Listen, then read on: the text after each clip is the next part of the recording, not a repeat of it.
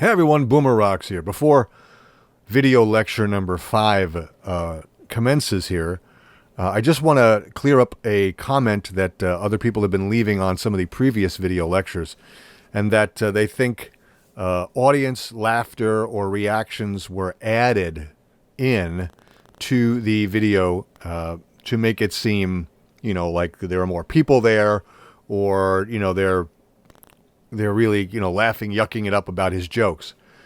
Because Mark Headley on another Scientology channel has commented that he thinks that's what's happened based on what he's hearing.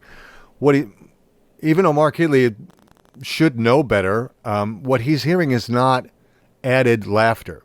What he's hearing is a very heavy-handed audio engineer at Golden Era Productions applied a very harsh gate effect to the audio to try to eliminate a lot of the hum.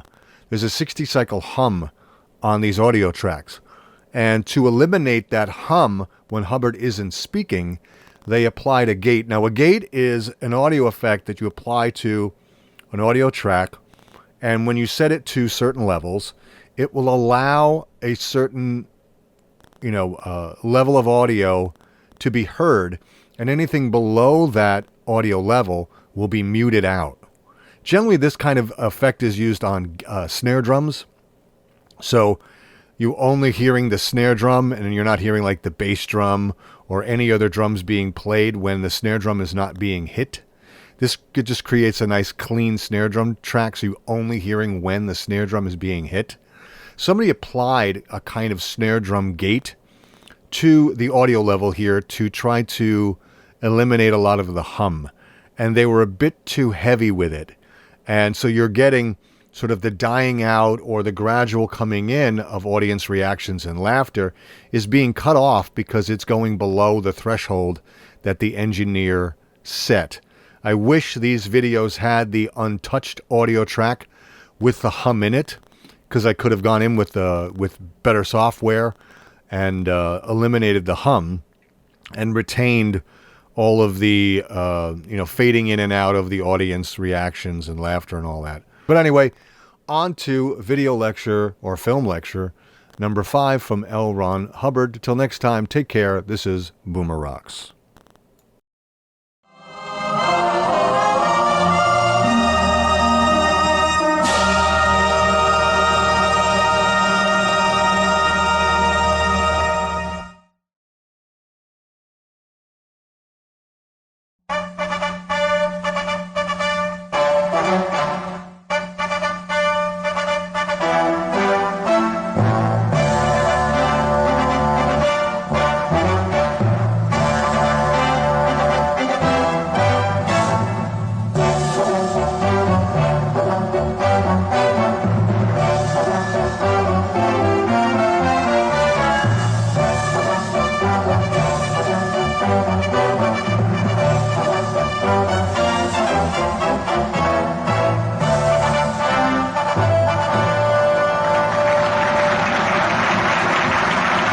Thank you.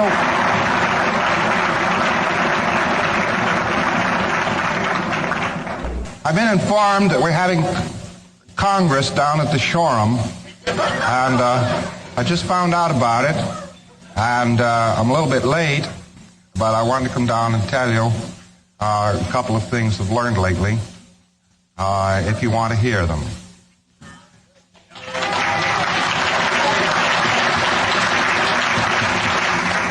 That's what's known as running the effect scale. The next 2 hours are going to concern themselves, now that we have led up to it rather carefully, going to concern themselves with clear procedure, and this, I trust, and if you're not clear already, in the next few months, this will concern you very intimately. Okay? I want to give you the rundown, the exact processes and the commands in order to clear Homo sap. Okay? All right. The first things are conditions of auditing. Requisites. A pre-clear. Next requisite, Auditor. Next requisite, a place to audit. Even if you have to make the space, you have to have a little space to audit in. If you're doing this out in some other universe, why, remember that. Might be a universe around with no space in it. State Department, I think, has a universe with no space in it. Right? They're in Germany all the time or someplace. Now, the auditor, as I have talked about in the last hour, should have a pretty good idea of this thing called the Auditor's Code, and he should be pretty well drilled on his TRs. This is particularly so of clear procedure because you're using processes which have teeth. And if you flub on this one, why, it's a little more important to flub than it is, well, recall a time when you communicated with someone. That's fine. Recall a time when you communicated with someone. Recall a time when you talked to somebody. I forgot an acknowledgement the last time, didn't I? Yeah. Well, recall a time, let's see, what's the command? Recall a time when you said something. He'll still get away with it. He'll still get away with it running that process. How could you help another? How could, what was that command? Pre-clears temperature. Now, the first process, of course, involves the session itself, which is CCH0. Now, you must remember that there are some sub-processes that are sometimes necessary in clearing someone. CCH1, CCH2, CCH3, CCH4. What are those processes? CCH0, of course, is simply opens a session. It's the various things that you ask. You say, what goal do we have for this session? If it's all right if I audit you, these various preliminaries, such as start of session. You know, a lot of people forget that. They forget to start a session. It's been going on for 3 or 4 hours, and they all of a sudden say, you know, I never started this session. Let's start the session now. Of course, you've never done this. Some people talk and never do start a session. But CCH0 is merely the techniques involved in starting a session. That's the only thing that is involved in CCH0, except one, and that's present time problem. Now we get right down to auditing a person to clear. And this one we have to confront and take up. All procedure being good, all agreements being established and everything, we take up this one, present time problem, and we take it up at the beginning of every session, no matter how many sessions there are in clearing. I'll tell you why. Because the one thing that can keep a profile from changing or IQ from rising is present time problem. Present time problem, by definition, is some disturbance viewed by the pre-clear, which is occurring in present time, or the physical universe, right now. Now you say, well, his present time problem is the fact he has a birth engram and restimulation. Oh, no, that's not a present time problem, because he's not being born right now. You get the idea? You say, well, present time problem is he's been divorced several times and so forth. This is present time problem. This is what worries him. Well, don't get the idea that what worries the pre-clear is a present time problem. A present time problem is a particular item. It is something that's going on in the physical universe right now. It has terminals. It has location. Its disturbances are actual. And the pre-clear can be so involved with it that he never gets into the auditing room. And therefore, he never gets any benefit from the auditing, and you're wasting your time as an auditor because his profile demonstrably will stick right where it was until that present time problem has gotten out of the road. A person has actually been audited for 5 consecutive intensives without the auditor clearing a present time problem with no slightest gain in processing. That is the chief reason why there's no gains on profiles, is the pre-clear had a present time problem and it was constant, going on all the time auditing was happening, and the auditor never straightened it out. So the pre-clear is out there at the oil factory or someplace or another. He's not there in the auditing room. Now there's an interesting fact that you could absolutely stall clearing an individual by not handling a present time problem.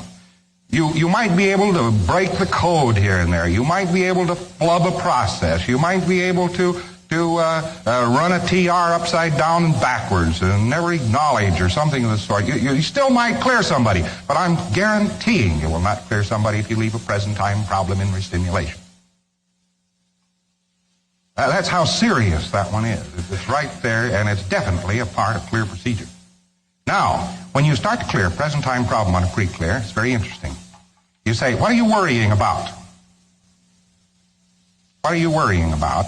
Or is there anything worrying you, or any other statement you care to make, or question you care to ask on this sort of thing, quite ordinarily will not be answered on a serious present time problem in the affirmative, the first answer.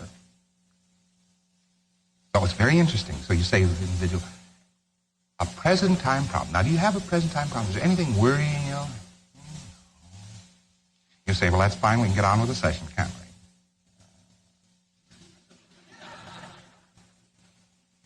If he's really up to here and in turbulence in the physical universe, he'll say, no, there's nothing worrying me now.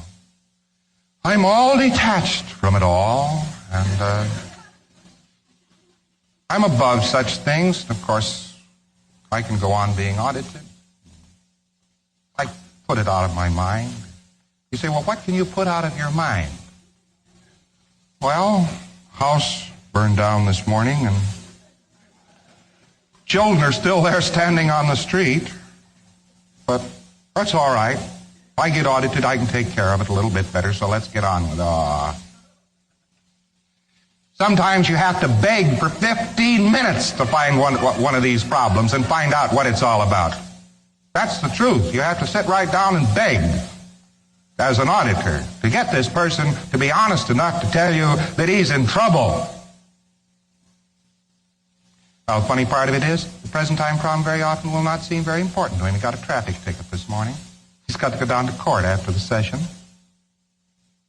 Isn't anything, so we could let it go, couldn't we? You start auditing it, and you find out it's got bite to it, and it will clear. But supposing you neglected it, then all during the session, you keep asking the pre-clear what he's looking at now and what he's thinking about and so forth. And he says, oh, nothing. Of course, I see a jail and a policeman. Quite fascinating. Quite fascinating. An individual who gets then involved with plus randomity or minus randomity. Let's get real technical here. What's plus or minus randomity? Well, to people that weren't in the first ACC, that weren't at Philadelphia, they have trouble with this, but it's very simple. Minus randomity is bored stiff with nothing to do. And plus randomity is going around in small circles that nobody could possibly do the banks of. Now, in other words, there's too much going on or too little going on, and the pre-clear considers it an abnormal state of motion, either too little or too much. And either one of these things is a present time problem. There's something going to happen. Well, of course, actually, there's something going to happen if he's going to have dinner that night. But he doesn't happen to consider that a problem. So it's what the pre-clear considers it a problem after you've beaten his silly head in to get him to admit that he got one. And it's better to be very careful and very insistent on this problem. Much better to be very careful and very insistent than it is to just brush it off. Because the direction you can err is neglect it. You can't err in the direction of beating it to death unless, as some auditor did the other day, I'd be ashamed to say who it was. I told him there was probably a PT problem on the case that wasn't flat, so we ran it for 5 hours. 4.5 hours after the pre-clear said it was totally flat, and wondered then why the pre-clear remained out of session for the next 2 days. In other words, the auditing session became a present time problem. That's a disobedience of the auditor's code. The process was no longer producing change, and the auditor continued to audit it ad nauseum. This is a PT problem run the wrong way. The PT problem run right is run very simply. There are various ways to run a present time problem. How long do you run it? Until the pre-clear, oh, this sounds very funny. It sounds very funny to some practical, get up and do individual. Until the pre-clear no longer has to do something about it. That's how long you run a pre-T problem. I remember I was talking to you about spheres of influence in an earlier lecture. The great oddity is that if you flatten a present time problem, it quite often ceases to be a problem in the physical universe. Not only does it cease to be a problem where the pre-clear is, but it ceases to be a problem over here. It's so much the case that we have one on record where the wife was a dipsomaniac. That's where they keep dipping into the old man's pocketbook to run down to the liquor store.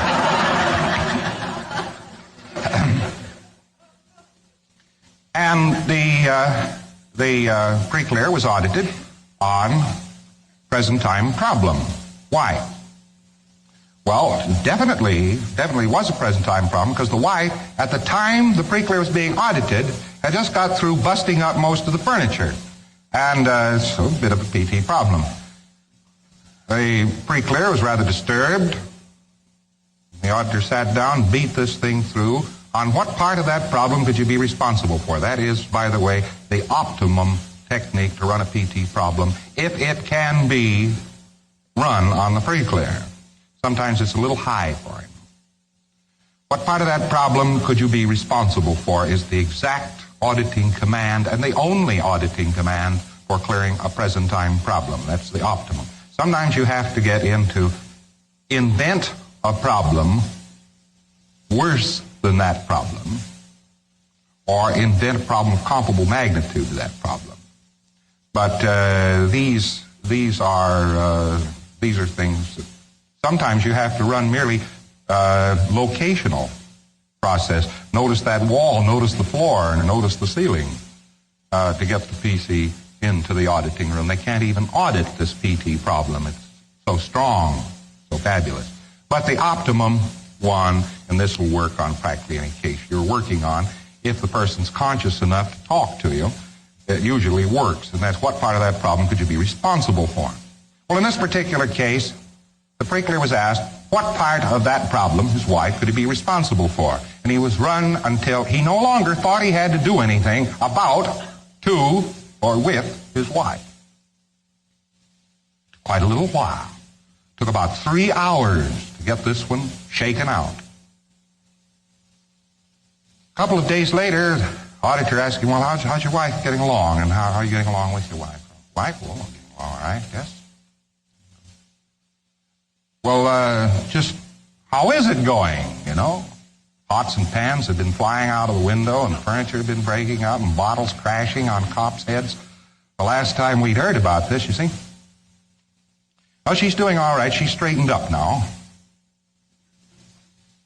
This was reported to me, so I became interested enough to check into it at regular intervals for the next 3-4 weeks.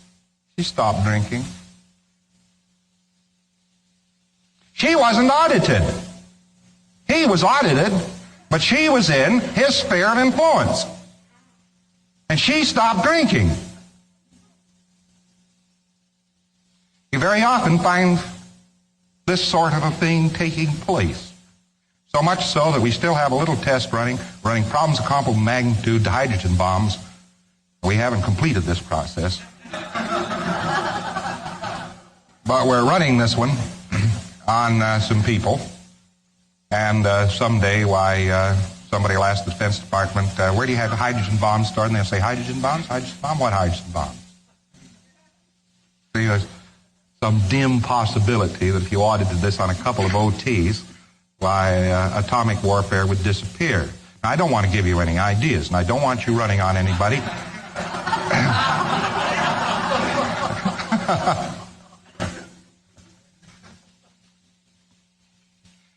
Now, here's our we've entered the field of magic and mystery right there as to how this sphere of influence can adjust around. But the reason you audit it is so that it won't keep banging at the PC. Now, you don't solve it. You simply get the PC to become disentangled from it. And evidently, when he is no longer a party to it, it loses the power to bite him. In other words, every time you have died, I hate to go into that. I mean, the Undertakers already have. But every time something very bad has happened to you, you had to consent to it first. You had to consent to getting a finger cut off before it could be amputated. Sounds very funny, but perfectly true. It requires anyone's participation and consent before anything can happen to anyone, anywhere.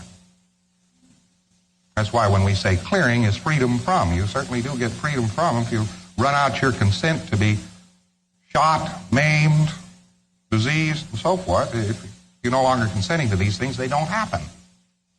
Isn't this interesting? An interesting broad look at life that we get out of something we've had for years and years and years. We've had this thing, PT problem. I don't think I've mentioned it very widely or very strongly. I don't think it's come up very often. But a PT problem is something that has more to it than simply getting a session started. You've stopped some portion of the physical universe from banging at this PC. It isn't so much that the PC would sit there and continue to worry about it as the fact that this inturbulence still evidently has the strength and power of entering the auditing room, see, from elsewhere.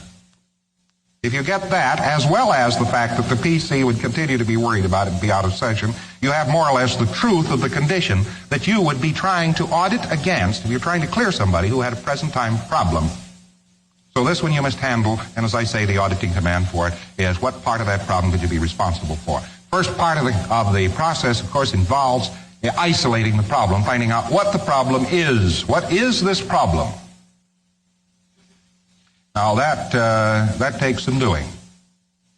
I had a fellow who was very nervous, very upset. I looked at him, found his auditor, and I said, "Hey, what goes on here? This person seems to be quite upset. Isn't often that way." Well, the auditor said, "I checked for a present time problem. I had him on a meter, and I checked for a present time problem. I didn't get any registry at all." So I grabbed a hold of the pre-clear, and I put him on a meter. And of course, he didn't get any registry. The meter was totally stuck. It was just like it was frozen. You could reach over and kick the pre-clear, which I did. You got no wobble on the meter. Well, I guarantee that if you can get no wobble on a meter, the meter isn't going to tell you anything because it's stuck on what it is stuck on, and you guess from there on out. The only real liability a meter has is you know something is wrong if the needle is stuck, but the needle doesn't cooperate with you anymore to tell you what it is. It just sticks harder, but you can't see something that's motionless get more motionless.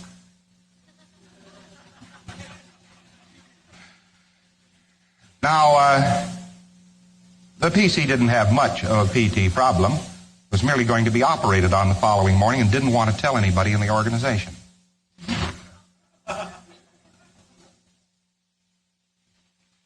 Left me with the problem of sitting there and having to take 35 minutes of my valuable time and get rid of the necessity of an operation.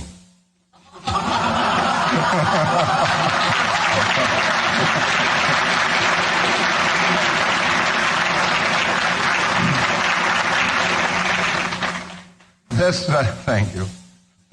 The situation with regard to a session then does require that one.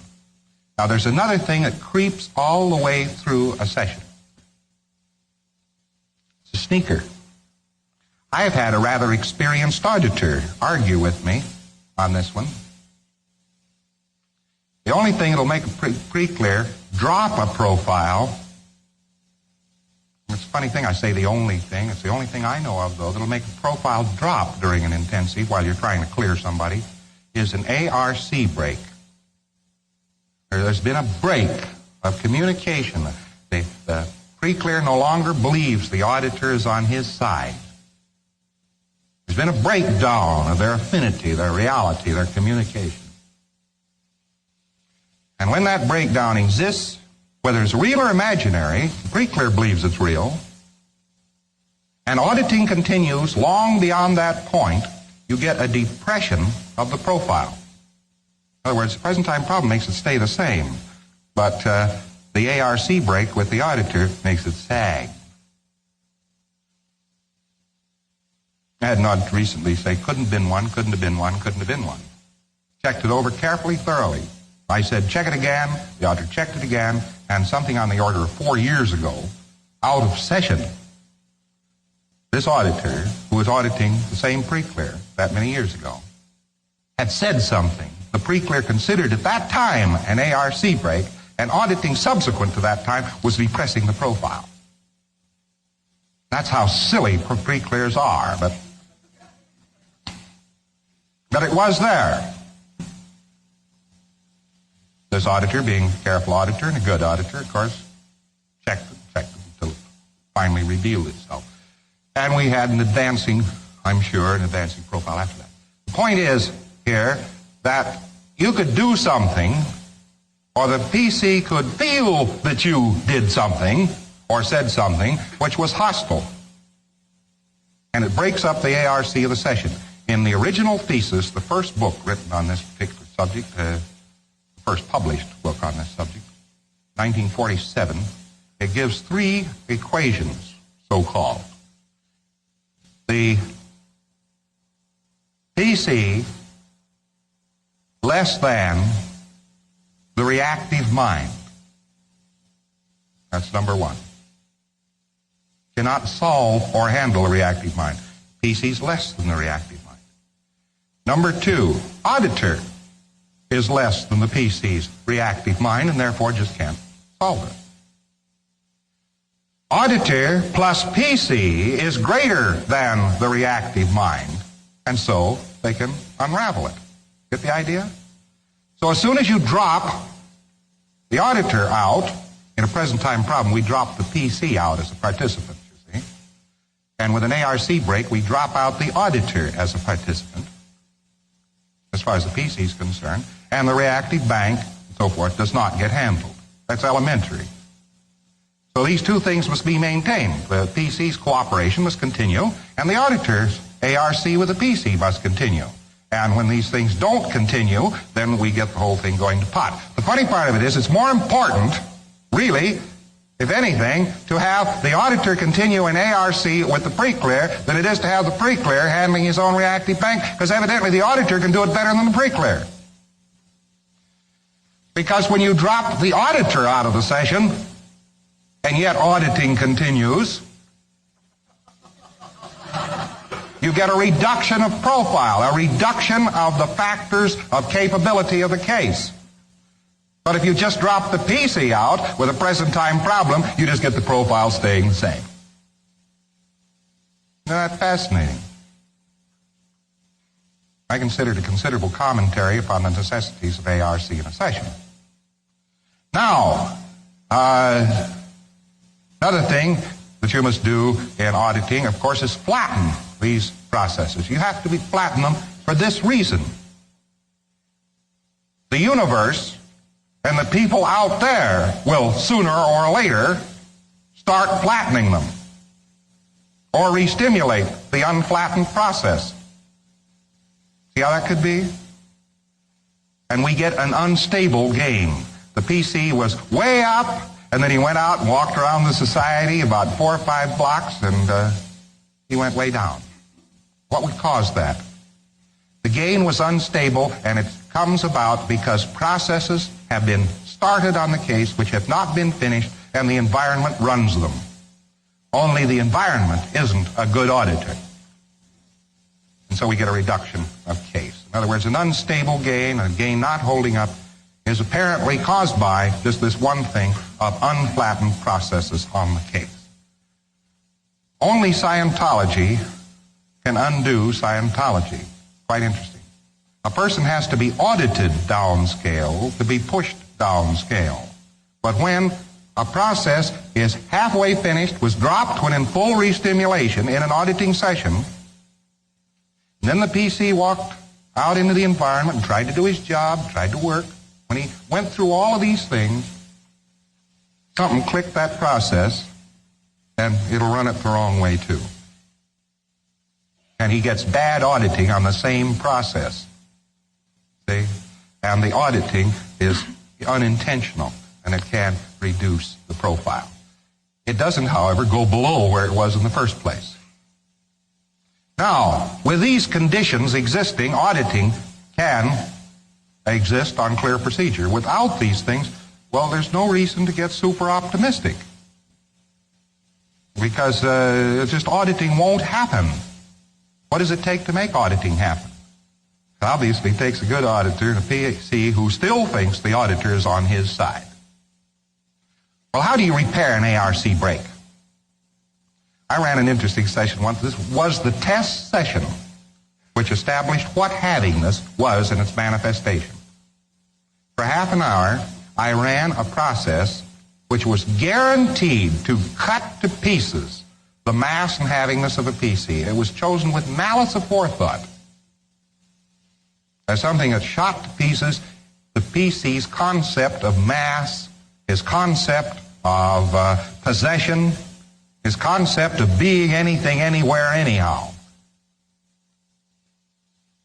In view of the fact we're amongst friends, I can tell you what process is. Look around here and find something you could go out of communication with. That's a guaranteed killer.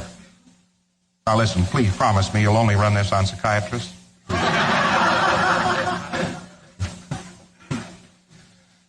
Now, this was guaranteed to just cut everything to ribbons.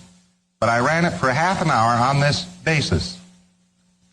Every time the PC would twitch or squirm or start to go a little bit anaten, I would say, what have I done wrong? The PC would say, what have you done wrong?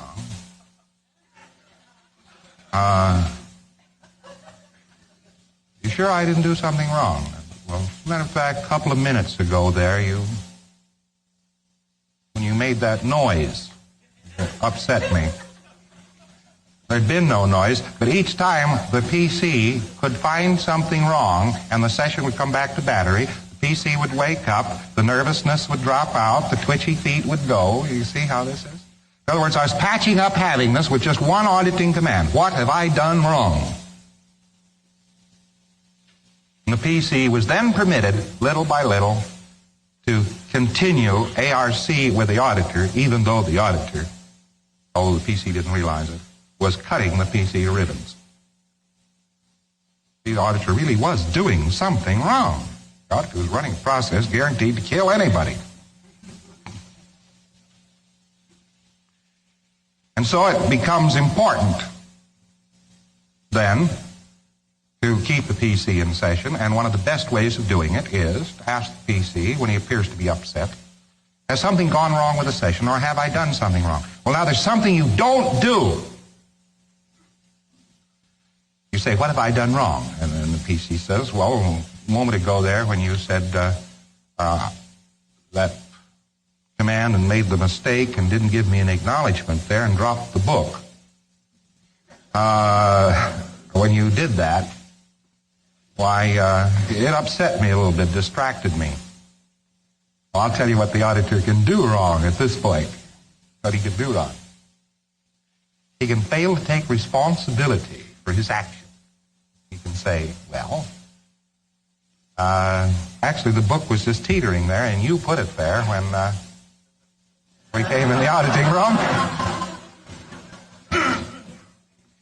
And you've got a sort of an emanation coming off of you that makes it very difficult for me to remember the auditing commands. And it's totally natural that I would make that many mistakes. In other words, the auditor starts to shift responsibility from himself to the pre-clear and removes himself from the session. The second he does that, why, you've got it. Now, he can run what part of that problem to be responsible for. The one-shot command that doesn't work, by the way, is what part of that bank could you be responsible for? that a nice command? Apparently work like mad. What part of that bank could you be responsible for? What part of the physical universe, creation or destruction of, could you be responsible for? He just went unconscious for some reason or other. Obviously, it was the perfect command. Very often we have perfect commands originated, and then without checking them, of course, we can always be right. When we check them, we're sometimes wrong. But the auditor has to retain responsibility for the auditing session while the pre-clear covers responsibility for his past, present, and future. And that's really what happens in this combination. Now, given all these things, the auditor gets to the most important process ever developed in Scientology. Easily the most important process. And some of the sharpest auditors around have not heard all there is to know about this process by one awful long ways. And sitting right there will be very surprised with this process.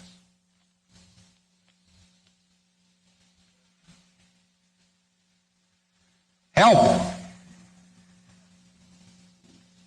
The most important process ever developed. Why? Because running this process, help, will put into session and make auditable people who formerly weren't even vaguely auditable. Now that's just one test of it. It splits valences. It heals psychosomatic illnesses. It moves ridges out of heads. It exteriorizes pre-clears. It does almost anything as a single panacea process that you have ever asked of any process. Nobody's ever tried it that far. They think it's just something you audit and clear procedure to get it out of the road so that you can get on to something important like step 6. Somebody said to me very, very recently, I didn't have any idea help had that much breadth. It makes the most lovely assist you ever tried to assist anybody with. Lovely assist. Person comes in the normal state of homo sap, got terrible hangover, hives. You want to get him back to battery, something like that. Run help. The test of help is that it shouldn't really be run on a condition. It should be run on terminals. But you can get away with it running it on a condition, which is quite interesting. Gives you the command value of the process. It handles something like TNT. If you don't handle it right, your PC has had it. He's had it. Now, what are you trying to do for a pre-clear? You're trying to help him. And the PC that never got a gain in auditing is simply wasting this commodity. That's the only thing he's doing. He came to you for help, didn't he? He said, oh, I'm so bad off. I have these horrible pains and these awful aches, and I can't see, and I can't smell, and I can't talk, and I want you to heal me all up, and so forth, and I'll pay you a lot of money if you will do this. You get all this nonsense going on. You sit down, you audit him, and he sneers, and he does the very things that he shouldn't do, and he fakes the process, and so on. What is he doing? He's just wasting help. He cannot be helped. And Herr Dr. Sigmund Freud, at the end of his 28th lecture, I think it was, said, and these by us cannot be helped. And these by us cannot be helped. This is the one thing that made him sad. There were several types of case that couldn't be helped by him. They included the sane, the insane,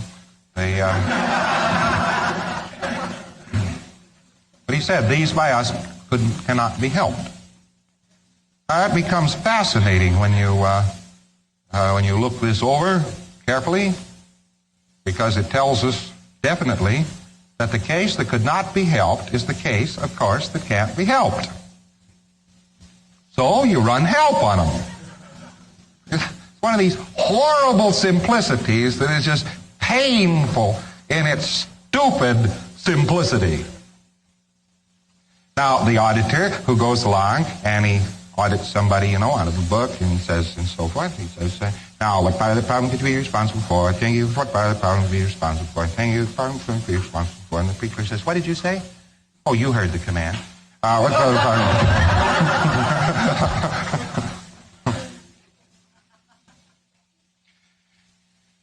So, we have an auditor who cannot help a PC, really. What's wrong with his auditing? He can't help pre-clears. Now, in view of the fact that you run into an awful lot of pre-clears who are anxious for just one thing, to convince you that you can't help them, you are liable to get the idea after a while that you can't help them. And this is what gets wrong with your auditing. The only thing that gets wrong with your auditing is you can't help people. Now, what about this help? Is it therapeutic to help people? Or is it aberrative? Is it right to help people or wrong to help people? Or shouldn't you go along in your own little cocoon, sailing on the sea of idle dreams, and let the rest of all of that silly nonsense going out in the world just take care of itself? Is that right? Should you help it or leave it alone, or what should you do about it? Well, these are moral and ethical questions that have to do with you. Whether it's right or wrong for you to help somebody or not help somebody should, however, have no bearing on the fact that you have an aberration on the subject of help. You see, these could be two different things. Whether you should or shouldn't help does not at all influence this other factor, could or couldn't. I can't help him. The person who has a bad habit is always telling you, I can't help it.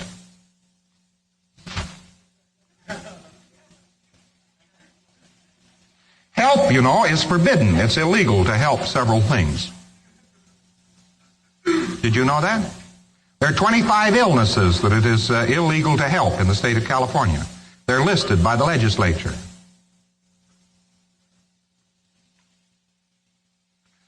Of course, nobody's ever asked this burning question. This frying question, I should say. Is the state legislature of California capable of helping anyone? That's the aberrative side of the question, don't you see? Capability of help is entirely independent of the duty or obligation to help. These two things should be entirely different things. And an individual cannot make up his mind on the rightfulness or wrongfulness of help so long as he himself is not totally clear on the subject of help. Now, there are fellows who run around and are criticized by their fellow man because they got to help everybody, they've got to help this, and they got to help that, and they're always helping stray dogs, they're always helping stray cats. I think some lady who can only help stray cats is still luckier than any politician I ever met who could never help anything to the end of his days.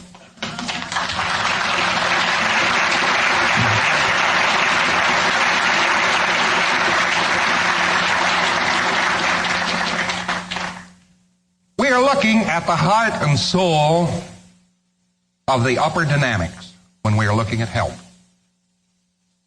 Because this is the woof and warp of association.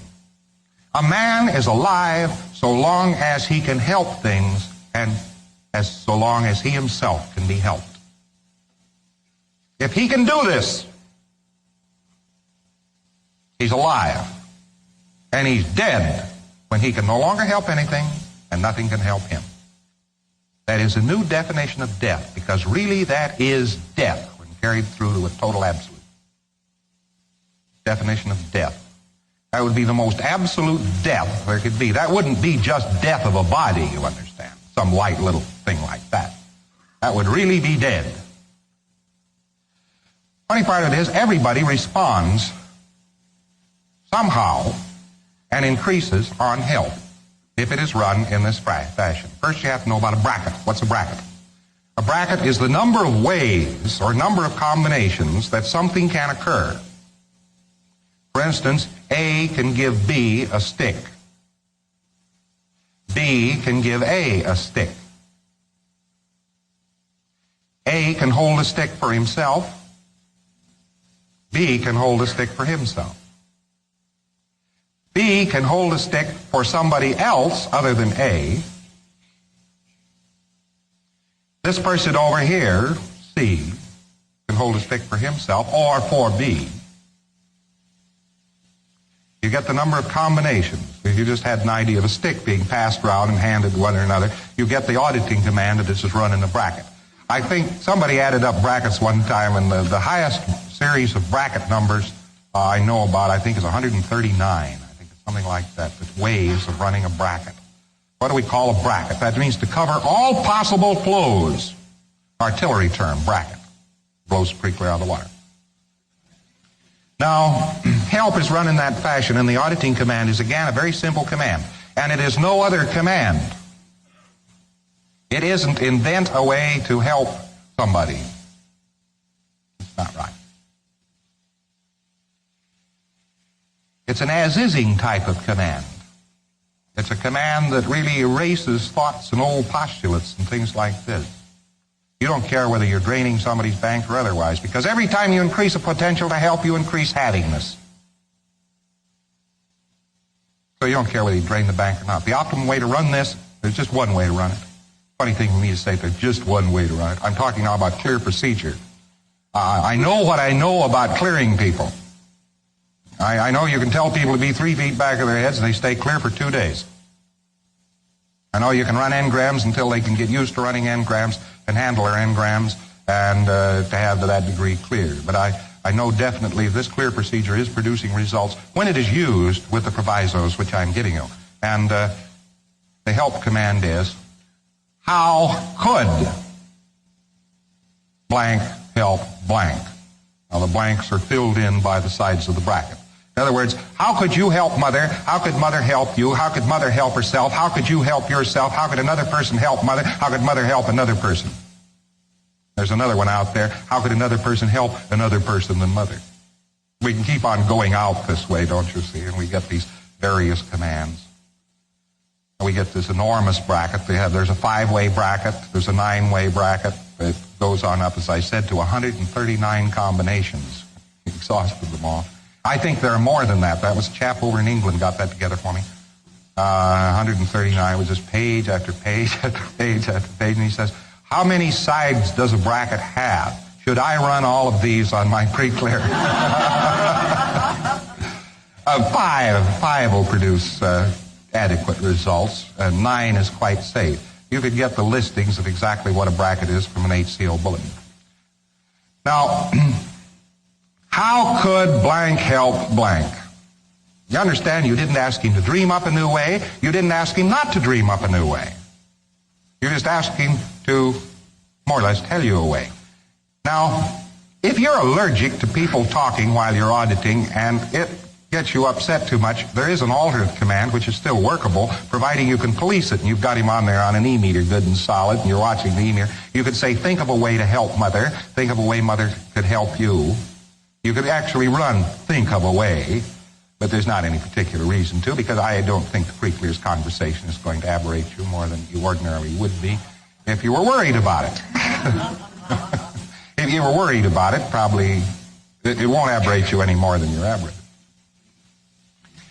How could Mother help you? This sort of thing. That's it.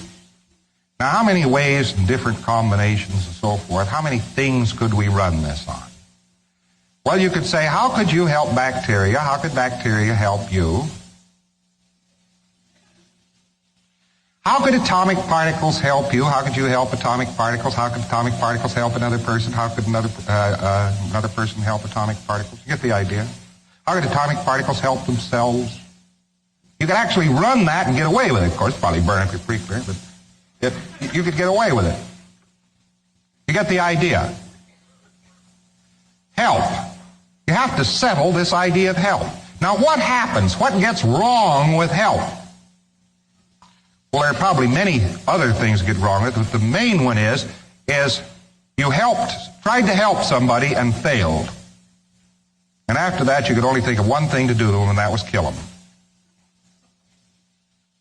Probably all savage impulses derive from a failure to have assisted. Anybody you want to kill, you couldn't help. In other words, something gets wrong with the balance of help. There is no hate so pure, not the hate of a woman scorned, but the hate of a woman who wouldn't let you be helped, or wouldn't help you, or you wouldn't permit to be helped. In other words, there's going to be something wrong with help for her to hate you. Now, maybe it was so wrong with the person in the first place, maybe it was already wrong before they met you. But certainly something happened to key it in. You wonder why you're having domestic trouble. Wife comes in and says, "Dear, wouldn't you like me to get slippers?" And you say, "Why is she rubbing it in? Give me my slippers." I suppose this is a fast touch for a 5-spot. There's something wrong. You say, "Well, a wife shouldn't do that sort of thing. She's been busy all day." I'd feel self-conscious, the idea of it. In other words, you got an aberration on subject help. So you say, "No, dear, no, thank you." "Well, couldn't I get you a drink?" she says. "No, not thirsty." Don't bother yourself. You're tired. You've been working all day. And so forth. Just go sit down someplace and be quiet. "Well, what would you like for dinner?" "Oh, anything. A few minutes later, you sit down at the table and he throws this plate of food on the table and says, "Well, I don't know where you're going, but I'm going over to see Mother for a little while." You say, "What's wrong?" And then she and you are liable to figure out something else that's wrong. See?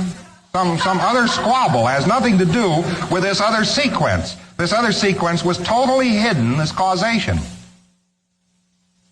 And you can remember that morning something or other happened and you refused to let her do something of the sort, or you accused her of something. It'll all build up on some tremendous edifice here that had nothing to do with the actual activity, which began with a pair of slippers. You watch it. You want to take your life in your hands, just as an experiment, for any given 24 hours. Make out your will, give us your next of kin. Refuse every help offered you by everyone for 24 hours.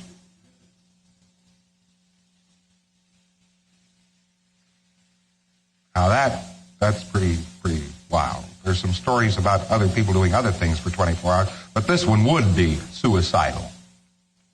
Everybody'd be mad at you if they didn't practically destroy you. You just refuse all help offered you. Actually, it's one of the more interesting things to do. And if you feel tired of life, why, I advise it strongly. I have, unfortunately, on 2 different occasions, not meaning to at all, having no understanding of what was going on, and not at that time having this process. This process, by the way, was evolved for the HCA manual. It was never published and probably never will be. I wrote the opening gun of it, and I had to find the basic fundamental of auditing. And the basic fundamental of auditing was, of course, help. So I wrote it down very glibly and wrote a nice little essay and got it all set up and got down toward the end of the essay, and I said, just a moment. Let's look this over again. I said it's not important, and let it drift for 3 whole months before I really clamped onto it and made a thoroughgoing test. And then psychosomatics started flying off, and valences started breaking up, and all sorts of miraculous things started happening. The use of this thing helped. I only had to work for about a week to find the command it should be run with. It's quite remarkable, though, that it developed out of auditing itself. Now, the individual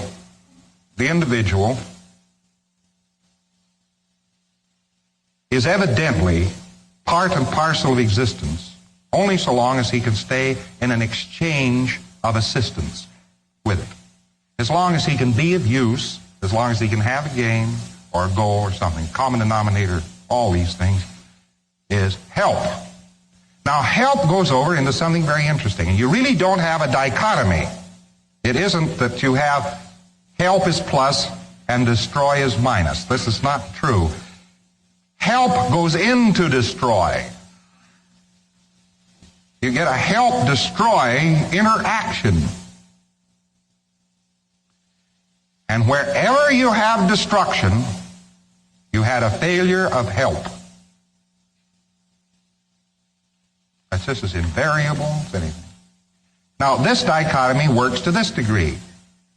A fascist regime comes in, some kind or another, and they know how to make the populace help them, give up produce and so forth. They threaten to destroy them. For instance, there's one country, I don't know, it's not very far from here. It used to be a great state, then kind of caved in. They have income tax, I think, there. And this country threatens to destroy you if you don't give it some taxes. See, your taxes will help that government, but their threat is to destroy you.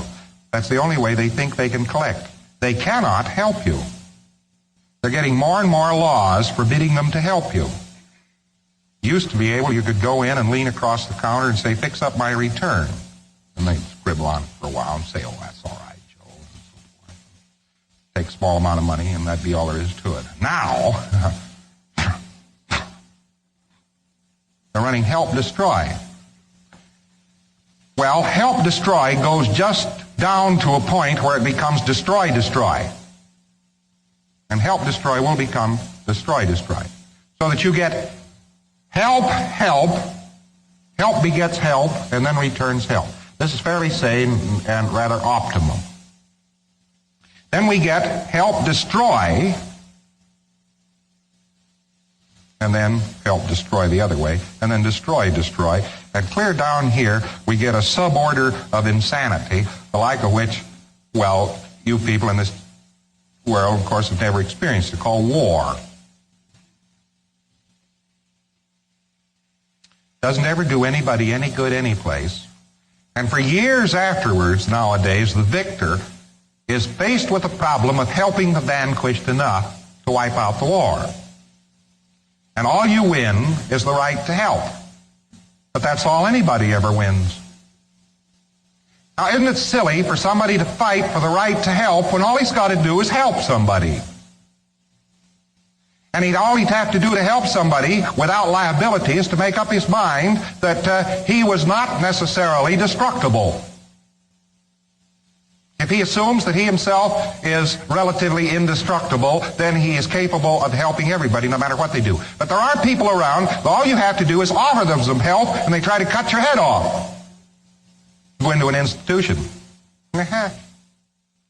Two cases I've seen spin on this offered help proposition.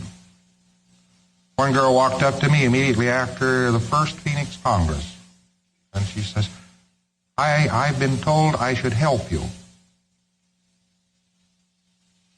And I said, well, there's nothing for you to do right now. I just walked off the platform. She went out in the street, spun in, was picked up by the police, put in the local spin bin, shipped off. I wrote that down in the notebook as inexplicable. Only what was inexplicable, I thought for a long time, was there must have been some other event took place between my conversation with her and that spin. No, there wasn't. There was evidently no other thing necessary. I've known two such cases happen. They offered help, it was refused, they spun right in. In other words, they're on such a delicate balance of being part of the human race that they spin right out of it when they get the least inkling of the fact that they can't be of assistance. Isn't that an interesting commentary? This is how much this means to a person. This is how much of a button this thing is. But you walk up to a raving psycho and you say, I want to help you. Well, be sure there are no axes or ice picks or anything around, because he'll finish you. Just offering help to him is enough to have him decide that destruction is necessary. Now, you notice there wasn't a single word I said there applicable to a national government.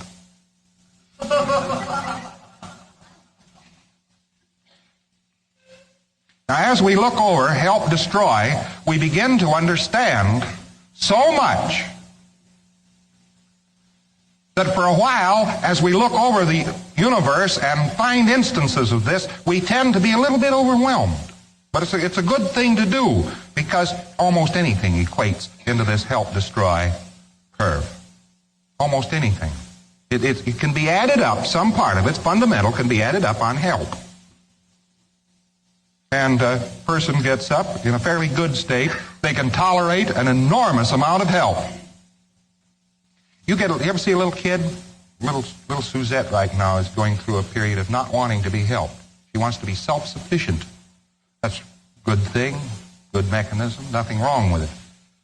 But I have eventually let her help things enough that I can now help her. I don't think anybody else in the family can help her, but I can help her.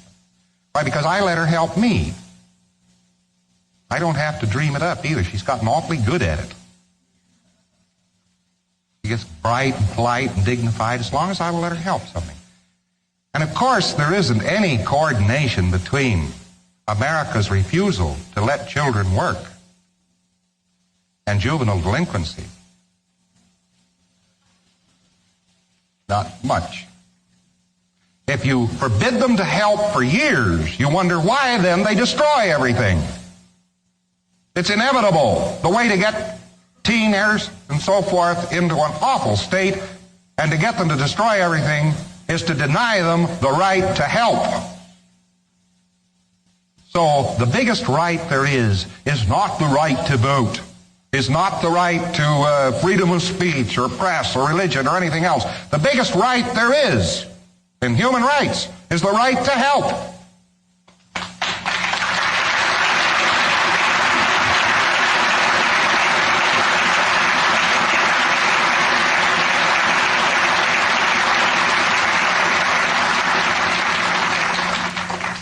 And now I just want to ask you one more question.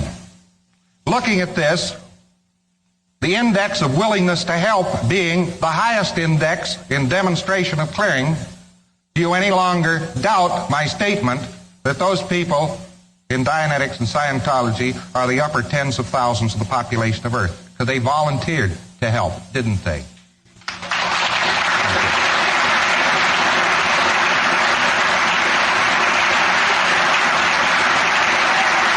Thank you.